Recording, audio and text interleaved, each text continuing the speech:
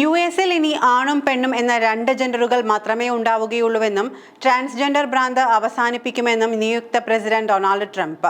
Democrat, Republican പാർട്ടികൾ transgender രാഷ്ട്രീയത്തിൽ വ്യത്യസ്ത നിലപാടുകളാണ് സ്വീകരിച്ചിരിക്കുന്നത്. അതുകൊണ്ട് തന്നെ ട്രംപിന്റെ നിലപാട് യുഎസ് രാഷ്ട്രീയത്തിൽ വലിയ ചർച്ചാ വിഷയമായിരിക്കുകയാണ്. പ്രസംഗത്തിൽ ട്രംപ് തന്റെ വരാനിരിക്കുന്ന പദ്ധതികളെക്കുറിച്ചും വ്യക്തമാക്കിയിരുന്നു. രണ്ടു ജെൻഡർ മാത്രമെന്നത് അമേരിക്കൻ ഗവൺമെന്റിന്റെ ഔദ്യോഗിക നയമായിരിക്കുമെന്നും ട്രാൻസ്ജെൻഡറുകളെ സൈന്യം, സ്കൂൾ എന്നിവിടങ്ങളിൽ നിന്ന് പുറത്താക്കാനുള്ള ഉത്തരവുകളിൽ ഉടൻ ഒപ്പിടുമെന്നും ട്രംപ് പറഞ്ഞു.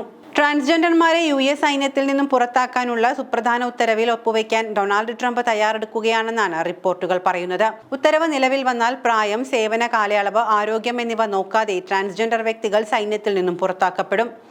15,000-ഓളം പേരെ ഇത് ബാധിക്കുമെന്നാണ് കണക്കുകൂട്ടൽ. സൈന്യത്തിലേക്ക് പുതിയ ആളുകളെ റിക്രൂട്ട് ചെയ്യാൻ സാധിക്കാത്ത സാഹചര്യത്തിലാണ് സേവന സന്നദ്ധരായി വന്നവരെ പുറത്താക്കാൻ ശ്രമിക്കുന്നതെന്ന വിമർശനവും ഉയർന്നിട്ടുണ്ട്. രാജ്യത്തെ സേവിക്കുന്നതിന് ജെൻഡർ നോക്കേണ്ട കാര്യമുണ്ടോ എന്നും വിമർശകർ ചോദിക്കുന്നു. ഫിനിക്സിൽ നടന്ന ചടങ്ങിൽ യുവാക്കളെ അഭിസംബോധന ചെയ്ത് സംസാരിക്കുകയാണ് ട്രംപ് ഇക്കാര്യം വ്യക്തമാക്കിയത്.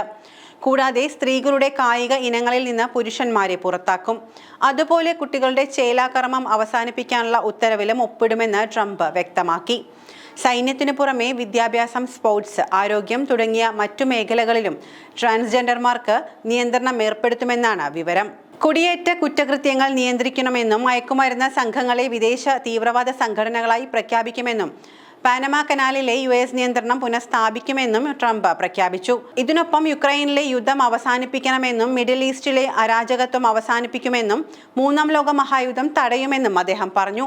അമേരിക്കയുടെ മണ്ണിൽ പ്രവർത്തിക്കുന്ന ക്രിമിനൽ ശൃംഖല തകർക്കുകയും അതിലുൾപ്പെട്ടവരെ നാടുകടത്തുകയോ നശിപ്പിക്കുകയോ ചെയ്യുമെന്നും ട്രംപ് വ്യക്തമാക്കി.